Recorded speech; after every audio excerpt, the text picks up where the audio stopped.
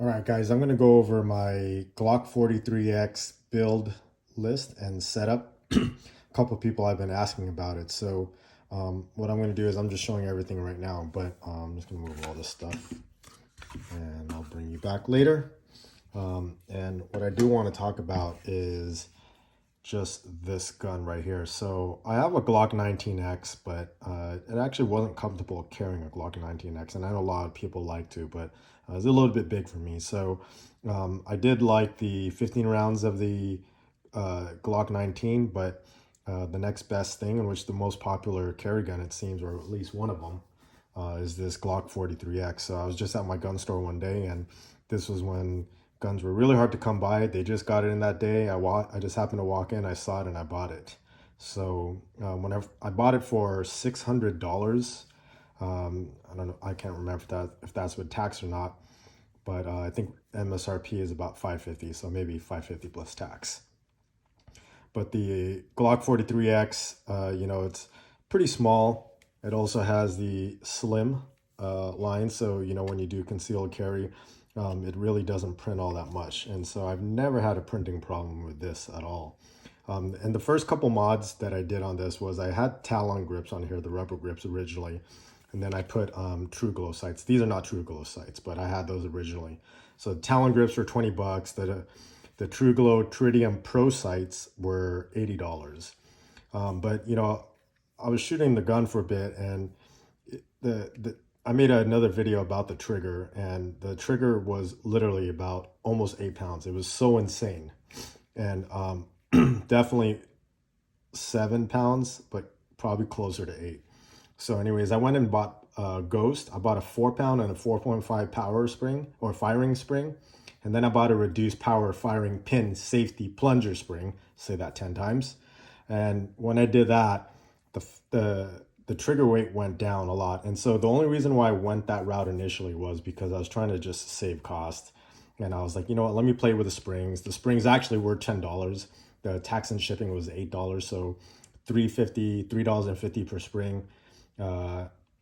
Ended up getting the 4 and the 4.5 just in case, so I can go back and forth. So once I did that, the trigger actually felt pretty damn good. And then I gave it the 25-cent polish job on the inside. So after I changed the springs out, I had the grips, the sights. I ran that for probably close to a year. And after a year, I think I got bored. And so I was like, all right, well, I want to go ahead and do some upgrades. After I got the trigger feeling pretty good, then what I went ahead and did is I got the slide milled and cerakoted by Zaffiri Precision. I live in Florida. They are here in Florida. So that was one reason why I chose them. Plus, they have a bunch of cool product too as well. So I had an Optic cut on this because this is the non-MOS version. So I had the Optic cut, the Shield RMSc, the Holosun 407 507K footprint, and that's the same footprint the Swampfox Sentinel uses. So I had that Optic cut in here, and then I had them Cerakoted Sniper Gray just to give the gun a different look versus just the stock. And I wanted it kind of subtle, so I don't want to go too crazy and stuff. Plus this is my carry gun, so if for some reason someone saw it, I don't want to make it bright, crazy colors and make it more obvious. The Swampfox Sentinel, this is their micro red dot. Has aluminum housing on here, and the reason I chose this one, I just like really the aesthetics of it. I thought it looked cool, and I like the fact there's aluminum housing and just kind of the way this worked. So, or not worked, the mill. Clean this off a little bit. So this was $250 on this. This is the manual version, up and down. I wasn't sure if I would like the auto brightness thing. I've never had a problem with the manual. The battery on this, I carry this every day, and it lasted 9 months, but I think I had it too bright. So, they say the battery could last up to 2 years, but that's really if you put it on low setting and then probably don't even move it all that much. So anyways, I don't have a problem replacing the battery. The only issue is that when you take it off, or to replace the battery, you have to take off the dot, and then you have to go ahead and put it back on, and then you want to make sure it's zeroed. For me, I zero mine somewhere between 5 to 7 yards. You just want to make sure it's on point again, and that's the only one thing about the Swampfox that I don't like versus some other models. There's a tray on the side, but I thought the look was clean, and so I went ahead and did that. Then after that, what I did is I wanted to increase the rounds from 10 rounds. So I was just carrying the stock setup with the 10 round polymer mags for a while. Then I went ahead and upgraded to the S15. So originally I got a combo, which is the standard S15 mag, the Powercron version with a standard catch. I think that was about $60. And so I was having a bunch of issues. I have another video that really talks about it more. I'm not going to go into it right now.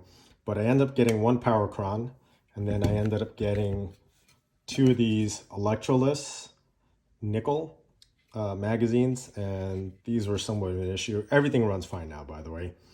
So this one here is $42, and these were $45 each.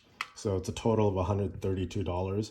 And then what I did is I also got the extension, so a +5. So this magazine holds 20. The extension was $40 for this extension. And then what I did is I ended up getting a premium mag catch just to fix an issue on there. This premium mag catch was $35, but with all the issues that was going on, Shield Arms gave me a 50% coupon. So I paid about $17 for it. And then I have this Magwell over here, which I really like because the Magwell just kind of gives you a shelf for that pinky, and it kind of pushes your hand up here on the undercut. I think that's what they call it. So this Magwell was $75. And then the other next upgrade on here was the Agency Arms trigger. So the reason I went with this trigger is because I did like the color. So I wanted to keep the aesthetics of the gun kind of on the gray dark side. Originally I wanted a red trigger, but that was kind of boycotted by someone. So anyways, I went with the gray and I was happy with that. One of my buddies has an Agency Arms, and I shot his trigger. It felt nice, but quite honestly, with a 25-cent polish job, I probably put, you know, on the stock trigger, I don't know, at least 1,000 rounds through it.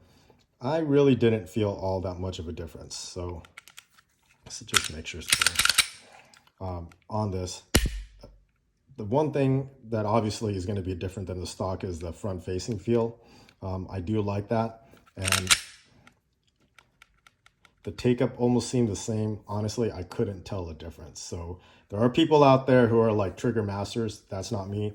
The feeling was the same, but it just looked cool. So that's why I went with it.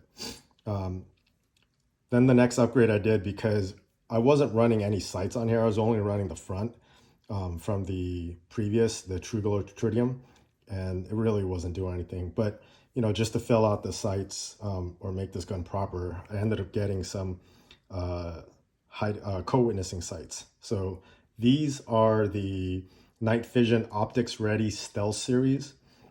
This was $119 on this, and so you can actually co-witness with this, and I don't know if you can see that or not, but let me see. I'll put this up here. Anyways, you can co-witness with this and the dot, but quite honestly, like, I don't know. I think in a real situation, or a defensive situation, you're just going to point and shoot. You're not lining things up. At the range, it's kind of nice to use it, so it helps a little bit at the range. But yeah, these ones were $119 for these, and they fit pretty nice too. So you can get all different type of heights you want. So there's suppressor height, and I know sometimes the MOS version, there's plates, so these sit higher. So you just have to measure out what you want, and if you go to the Night Fision site, they have a lot of different options there. Then the next thing I did is this Tyrant Design Extended Slide Release. It has the chevron, I guess they call it a chevron, but I don't know, diagonal or pointy type of design. I thought it looked cool. I liked it. I also got the slide plate. The extended release was $28. The slide cover plate was $20. Super easy to replace. Nothing I did on this gun actually was a ton of work, because even the trigger was just a drop in as well. And so, oh, I think I forgot to mention, the trigger was $145. Then the other part on here is this honeycomb vinyl style. This is not rubber. This does not absorb sweat. This doesn't do anything other than look good. So I do love the look of this. It just makes everything look cool. I don't really have a problem gripping it. So, you know, everything seemed to be pretty fine with it, even after shooting it outside at the range. Sweat is not really a problem all that much, so you know, I'll go with it for a while, but I'm sure I'll just change it eventually. But so as far as like my daily setup with holsters, this here is a slim fit holster. This is the Slim Fit Guard Ultra Appendix in the waistband IW holster. So I got this for $90. I went with slim fit holster because I was looking at tier 1, but the slim fit ones, the lead times at the time were way better. Tier 1 for a while there, I mean, probably a couple months or something pretty far out. And then so this slim fit holster, the lead time was like 2 weeks. And so, and they seem like a cool company. They're a small company, but I think they make good product. You know, they just finally expanded their line to try to be more in line with tier 1, but I do think tier 1 does make a better product, a little bit more customizable. So this is my EDC setup, and what I'm doing here is that if I have a range setup on, this is all outside the waistband. So this one over here, this is a OWB holster by Outlaw, and so this is with the 1.5 loop belts on here, and then I have a Blade Tech double pouch holster. So if you do like pistol training classes, they really frown upon these appendix style holsters on there. So unless you're doing a very, very specific class, but if you're doing any general type of pistol training, they always want an outside the waistband. Then they usually ask for 2 mags. So this would be the setup over here. So this would kind of be the setup if I was going to go to an outdoor range or do some sort of training on this. But you know, overall, the total of the build with the gun included was $1,865. And this doesn't even include, I put a holster in my car. And then what I'll do is I'll show a picture of it over here. So this way you can see what that looks like. But that was an Alien Gear holster. I think that whole setup was probably about $100. And so the total of the bill is $1,865. And then if you took $600 off that, you're looking about $1,300 in upgrades and modifications. So future plans of this, I've thought about stippling and doing something like that, but I don't know. I'll run this for now. I'm going to take my Glock 19. I want to invest a little time into it and do that up a little bit. So, you know, getting the Optic cut and the slide cut and doing something like that. So, you know, I'll just have to see. I think for now this is done, and I have other projects I want to work on. But for now, I'm pretty happy with the setup. And this is my Glock 43X setup for 2022.